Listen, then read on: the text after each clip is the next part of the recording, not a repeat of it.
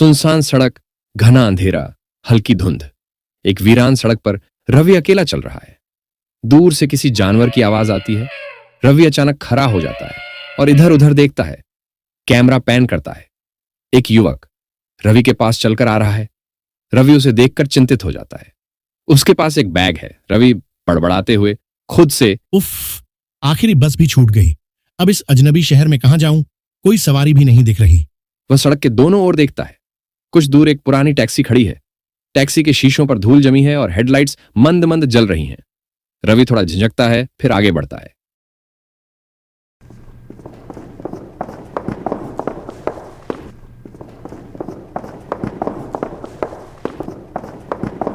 जैसे ही वह टैक्सी के पास आता है, अंदर बैठे ड्राइवर का चेहरा दिखता है, पीला, भावहीन और ठंडा।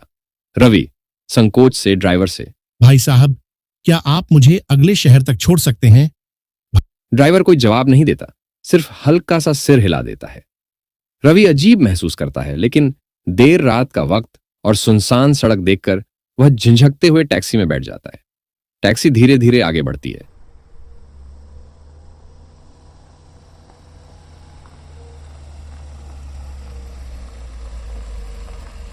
टैक्सी के अंदर हल्की धुंध है। सीटें पुरानी और घिसी हुई हैं। टैक्सी के अंदर एक अजीब सी गंध फैली है, जैसे कुछ सड़ रहा हो। रवि धीरे धीरे असहज महसूस करने लगता है। वह खिड़की से बाहर देखता है, फिर ड्राइवर की ओर। ड्राइवर अब भी चुप है। रवि संकोच से बातचीत शुरू करने की कोशिश में, भाई साहब, आप कितने सालों से टैक्सी चला रहे हैं?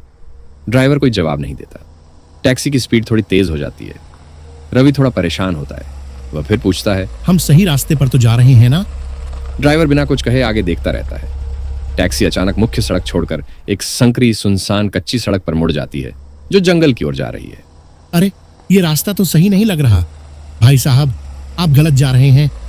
ड्राइवर कोई जवाब नहीं देता। टैक्सी की हेडलाइट्स जंगल के घने अंधेरे को चीर रही हैं। अचानक टैक्सी के शीशे पर किसी के खून से सने हाथों के निशान उभर आते हैं। रवि की सांसें तेज हो जाती हैं।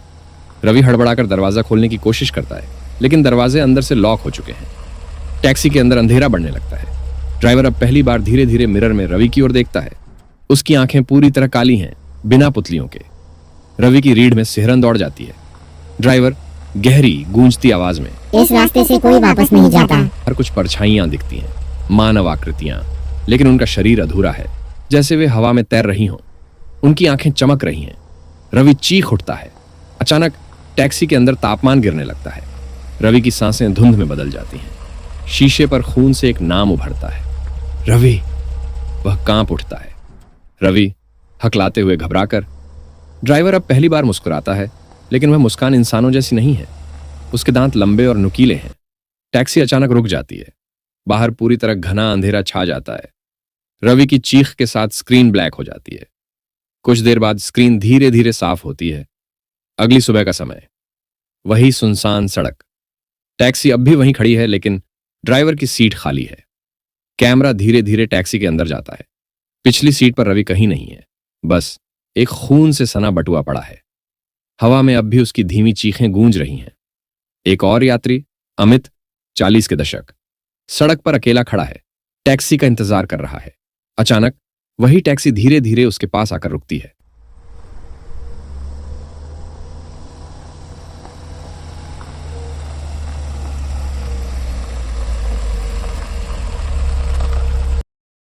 अमित अंदर झांकता है। अंदर वही ड्राइवर बैठा है, वैसा ही पीला चेहरा, वैसी ही ठंडी आंखें। अमित ड्राइवर से, भाई साहब, क्या आप मुझे अगले शहर तक छोड़ सकते हैं? ड्राइवर धीरे से मुस्कुराता है और सिर हिला देता है। टैक्सी का दरवाजा अपने आप खुल जाता है।